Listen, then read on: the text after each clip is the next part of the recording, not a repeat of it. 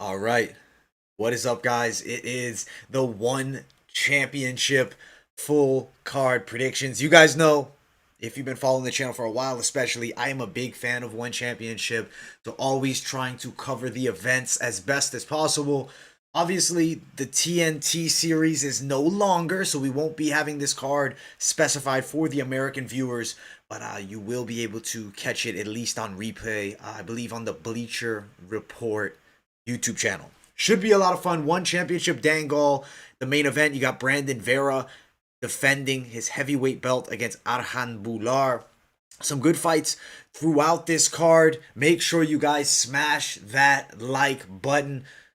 For the One Championship video, we're going to have a goal. We want 60 likes on this video. I think we can surpass it and get even more.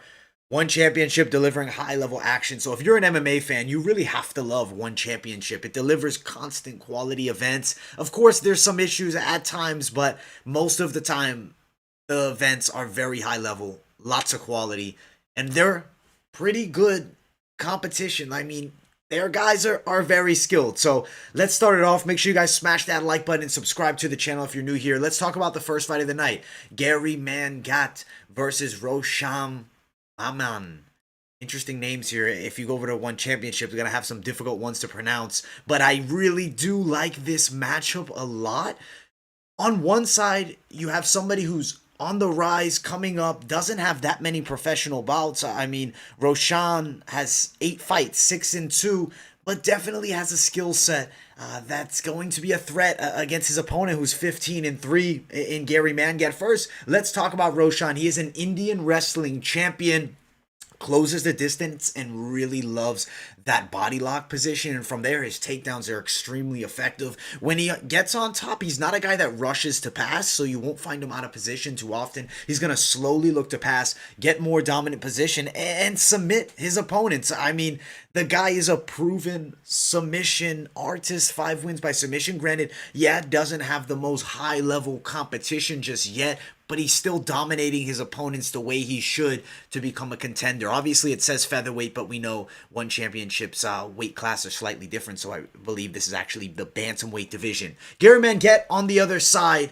southpaw, who's a very slick striker with extremely good kickboxing. I mean, the guy has nasty kicks to the legs, really likes to throw that left leg head kick from range. He'll do it often and a lot, maybe even too much at times. And against a guy with the wrestling ability here of Roshan, I think that's going to be a serious problem for Gary Mangat. Of course, there's things to like with Mangat's striking. He's explosive, he's powerful, and he's really fun to watch, but his opponent here is going to be superior. You look at Gary's last fight, took on a pretty decent grappler, and Reese McLaren was outmatched when the fight hit the floor.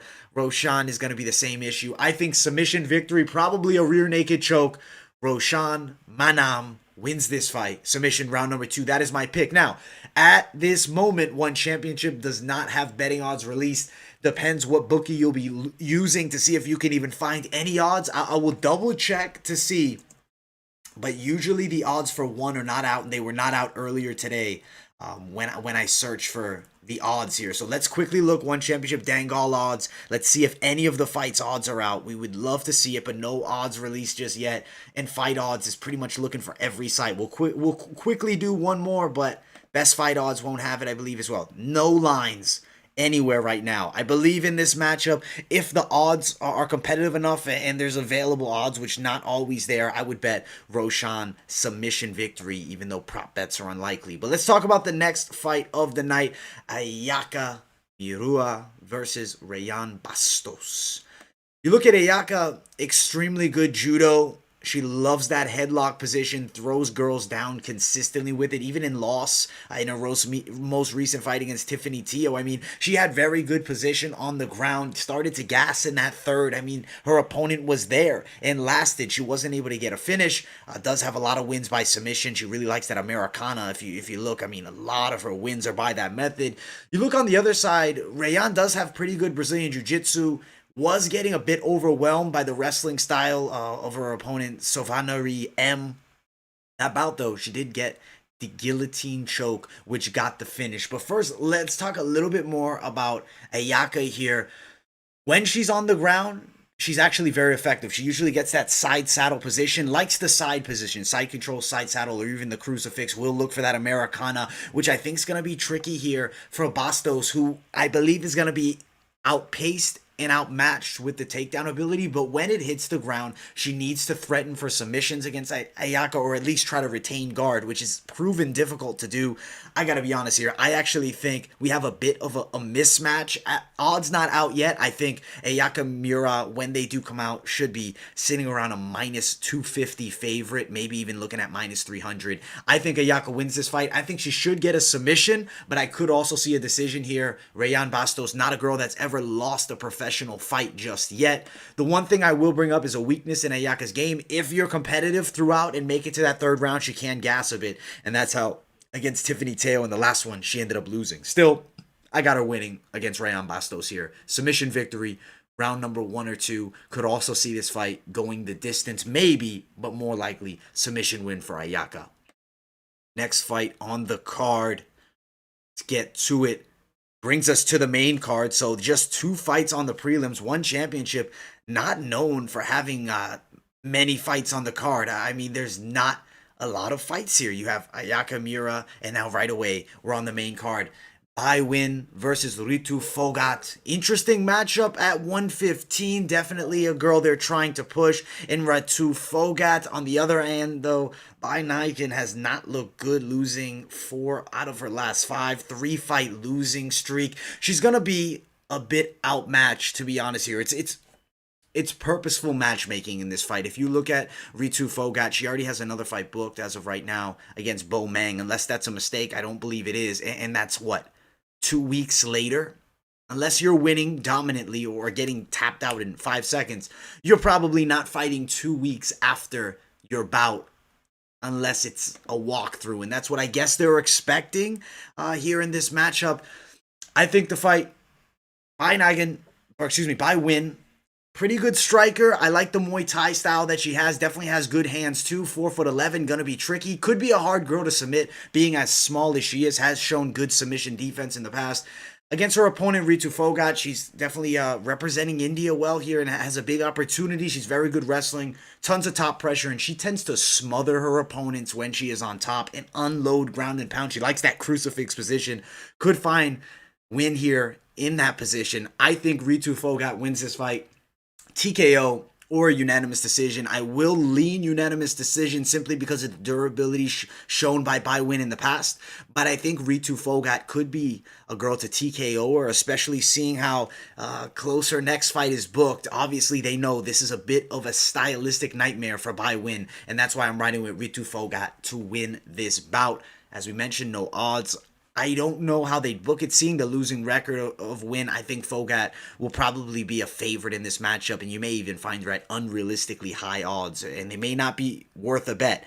Definitely, we know we will eventually get odds for the 1 championship main card. Interestingly enough, the co-main event of the evening is not even an MMA fight. It's the Muay Thai action in 1 championship, which is very good. They use the small gloves. I love 1 championship Muay Thai.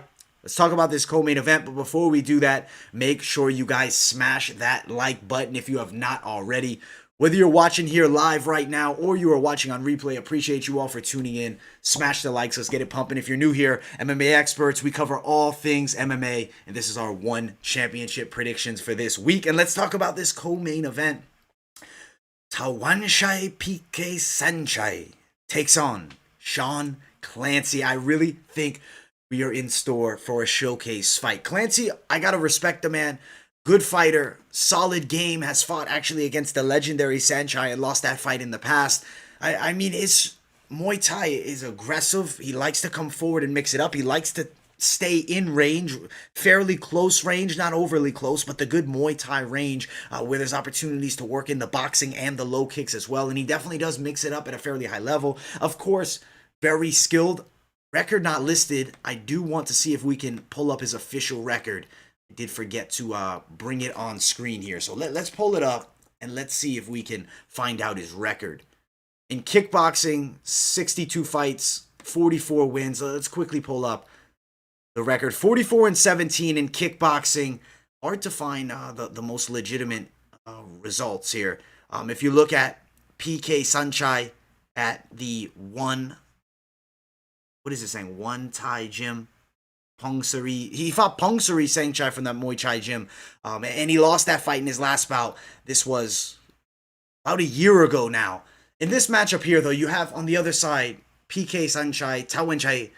These names are crazy to pronounce, and sometimes their names are mixed in with their gyms. And we've seen footage of Tawenchai PK actually sparring against the legendary Saenchai. The kid is a phenomenal striker. I mean, of course, he does Muay Thai, so he's going to be a specialist in striking. That's his sport. But still, from what I've seen, I mean, the guy's special. Explosive striking, patient, poised, can see a lot of the shots at a high level, seems to have very good hands as well, which isn't as common with a lot of the more average Muay Thai fighters. Also extremely good reflexes. I think this guy is a special fighter, and he's going to have a good showcase matchup here against Sean Clancy. I have him winning this fight, and I think he does it knockout round number 3 in this matchup. That is my pick for this bout here. With the odds, we'll see what they'll be listed at as the fight comes, but still have Saenchai winning the fight. Not an MMA fight, so not what we normally cover, but when it's on the one championship card, we will look into it and give it our best pick possible. And obviously, I can see the way this fight is most likely going to go. Young Muay Thai phenom versus an older veteran of kickboxing and Muay Thai in Sean Clancy, a tough Irishman. Now, we have arrived at the main event of the evening. Both names that were once in the UFC. Brandon Vera at one time was a top fighter in the UFC. Bhullar left the UFC by his own choice.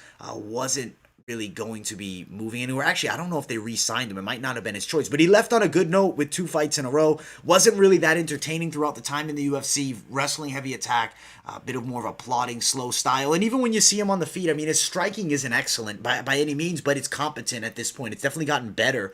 Has that wrestler-esque Muay Thai stance, which is hard to describe. It's a bit square, and you can tell he's going to look for takedowns at points, but he does mix it up fairly well with the boxing. The boxing seems to be something that he's caught on to and started to really figure out. Granted, not a dynamite puncher, not a guy to really worry about on the feet. The worry here is when the Olympian wrestler Arjan Bhullar, freestyle and folk style background as well, when he gets a hold of you, he can put you on the ground and control you on top. The thing is, this is a 5-round fight. Brandon Vera has been in there with some of the best names in the world. Yes, in his last fight, he lost to Unsung. That's kind of a tricky matchup. Unsung is a monster, and it's down a weight class. Maybe at heavyweight, that's a totally different fight. Quick knockout of Mauro Cirilli in the fight before that. You look, that's actually the last man that fought against Arjan Bhullar. He won a decision in that matchup. Has a lot of finishes, though. I mean, the style of Brandon Vera, striker, Muay Thai-esque style, very good kickboxing. The guy has been striking forever. He's been in there with top names, beat Frank Mir back in the day. I mean, the guy has fought who's who list. Let's actually bring up his record because I want to just talk about the level of competition for Vera. And let's talk about this. He's also 43, but he looks in incredible shape and doesn't seem to be 43 years of age. He stayed very youthful. He's Filipino. I don't know, maybe he's got some of that Filipino strong blood in him, letting his career go much farther than you'd expect. I mean, he fought against Shogun Rua in 2012, Ben Rothwell 2013, and then he signed with one championship and has had good results since. Granted, not a ton of activity. That kind of does become a little bit concerning fighting against Bhullar, a younger guy, but I'm just not extremely impressed by Bhullar's striking skill set. Of course, getting it to the ground, he's going to have an advantage, and a fairly clear one. I mean, he's fighting a guy in Brandon Vera who's decent with his Brazilian Jiu-Jitsu, most definitely, but not a wrestler. Will be taken down probably by Bhullar if Bhullar really is shooting consistently, chain wrestling. It could be a factor here, but the thing about Brandon Vera is this. His striking is very good. He's a durable guy. He's never been tapped out throughout his career. He's got extensive amounts of knockouts. He's putting everybody to sleep besides in his last fight, obviously, against Unsung. In front of him, he's put them all out. 11 wins by knockout. He's dominating through one championship's heavyweight division. Hasn't been someone at heavyweight that's given him a problem just yet. I'm not going to judge him badly off that loss to Unsung. Unsung is a very difficult guy. Yes, he lost to Rayane de Ritter twice now, but de Ritter, the perfect antithesis to his style. I also think the Ritter would give hellish problems to Vera or Bhullar. I am going to pick Brandon Vera to win this fight by 3rd round knockout. I do believe Bhullar can have his moments in the 1st and 2nd round and will wrestle, but he's a decisionator. You look at all the wins by Bhullar. I mean, the guy has not finished the fight at the high level. Has he ever won a fight by finish? He has, earlier on in his career, outside of the UFC. But you look, since the UFC and now in one championship, all decisions. He's a decisionator. He needs 5 rounds. Vera is dangerous throughout the fight. He will not be able to beat Brandon the Truth Vera in this matchup. I got Vera knockout round 3. As we said, the odds aren't out just yet. You might see competitive odds because of the wrestling background of Bhullar, but I just don't see him as a guy that can keep that up for 5 rounds. Vera will eventually land his punch, and I got Brandon Vera winning this fight. Knockout, round number 3. Overall, pretty exciting card. Maybe not the most stacked one championship card, but it's a decent one. And one last note I do want to bring up on Bhullar. He's not a big heavyweight. Yes, he's heavy, but only 6 feet with a 75.5-inch reach. 6'3" Vera, 76-inch reach. It's going to be a factor in this fight, and that's why I got Vera knocking out Bhullar and continuing his stay at top as champion. And I think you got to set up the super fight between him and Rainer de Ridder. De Ridder, no matter who wins this fight, should be fighting for that heavyweight belt because I think that it would sell so much. You have an already 2-weight world champion now challenging for a bout against the heavyweight champ. Lots of exciting action coming up in the next few months with One Championship. We're going to be covering all of it. If you guys enjoyed this video, smash that like button and subscribe. Welcome to MMA Experts. If you are new here, whether watching live or on replay, I do appreciate all of you for tuning in. That's pretty much gonna be it for the One Championship full card. If you guys know One Championship, they don't have huge cards. There's not a ton of fights. We'll talk about the fights, we'll get through them, and we'll talk about some potential bets maybe that could be made. But the odds aren't released just yet. When the odds do come available, I will probably throw something in the comments or the description of this video. Also, we'll probably maybe even do in this week's best MMA bets. If they're out by that point, by Wednesday, I'll throw in the One Championship best bets as well. But I appreciate everybody for tuning in. Smash that like button if you have not already, and I will see you all in the next video.